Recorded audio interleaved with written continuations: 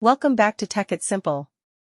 In today's video, I'm going to show you how you can add your contacts in your Microsoft Outlook. So, without any further ado, let's dive right into this exciting video. Firstly, you have to open your Outlook app and click on the People option after opening the application. Now, you can see this Add a Contact and Import Contacts option.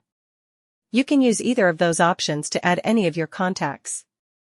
To import the contact from your files, you have to click on the Import Contacts and browse into your files. Then, simply open any of your files which contains contacts and click on the Open option. And to add a contact, just simply click on that option and enter the first and last name of the person that you want to add into the contacts. Then, after entering all the email, mobile, and company details, just simply click on the Save button. Then, Microsoft Outlook will save your contact details. I hope this video helped you. If yes, make sure to give a thumbs up and subscribe to the channel to never miss another update from Tech It's Simple. Thank you for watching.